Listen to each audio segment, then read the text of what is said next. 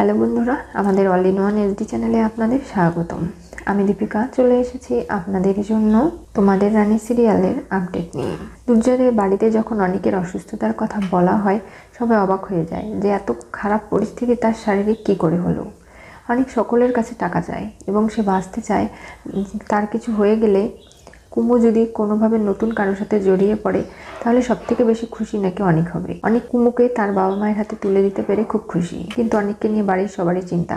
রানী সেখানে অনেককে সন্দেহ করছে, ভাবছে যে টাকা পয়সা নেওয়ার লোভে অনেক এগুলো করছে। তাহলে সেকেন্ড অপিনিয়ন কেন নিতে চাইছে না? সমস্ত রিপোর্টগুলো দেখে দুর্জয় এবং রানী বুঝতে পারছে যে আসলে ওনার অবস্থা ভালো নয়। 15 দিন হাতে সময় রয়েছে, এটা সত্যি না মিথ্যে যাচাই করাটা দরকার।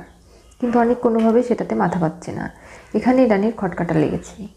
আনিশা হঠাৎ করেই যখন তার লয়ারদের কাছে জানতে পারে কোর্টে এই কেসটা উঠলেও কোনোভাবেই দি হেলদি নার্সিংহোম জিততে পারবে না, তখনই তার মাথা খারাপ হয়ে যায়। লয়ারদের গালাগালি করে সেখান থেকে ভাগিয়ে দেয়। আর বলা হয় যে মৈনাক যে কাগজপত্র দেখিয়েছে কোর্টে সেগুলোই রাইট, কারণ মেডিকেল বোর্ড দুর্জয় সেনগুপ্তর পক্ষে রায় দিয়েছে এই হেলথ সেন্টারে সে কাজ করতে বাধ্য নয়, আর আমরা করতেও পারবো না বাধ্যতাকে। সমস্ত কথা শুনে আনিশা রেগে যায় আর ভাবে, রানী তুমি আমার দুর্জয়কে আমার কাছ থেকে কেড়ে নিয়ে ভালো থাকবে ভেবেছো? না, এবার দেখো আমি কি করি।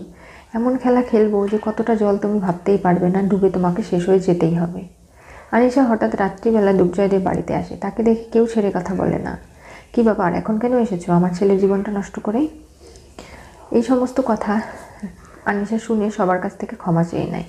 বলে, আমি জীবনে অনেক ভুল করেছি, অনেক অন্যায়ও করে ফেলেছি, তার জন্য ক্ষমা চেয়ে নিচ্ছি।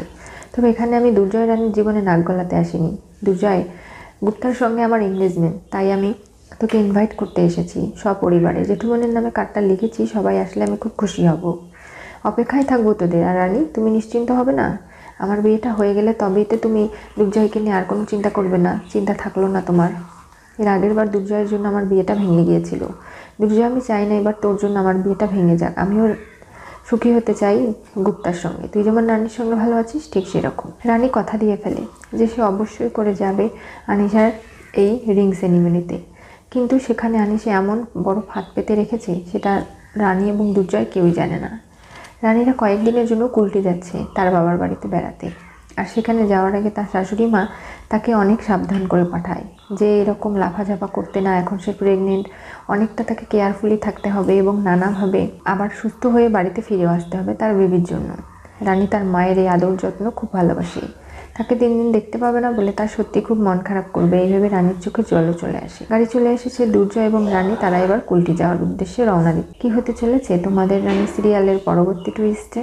আনিশা দুর্জয় রানীর মাঝে আসলো নতুন কৌশল নিয়ে। আনিশা এমন পরিকল্পনা করেছে যেখানে প্রেস মিডিয়া সবাই থাকবে এবং দুর্জয়কে এমন একটা বিপাকে ফেলবে সে, যাতে করে নিজে থেকেই সে রাজি হয়ে যায় দি হেলদি নার্সিংহোম জয়েন করার জন্য।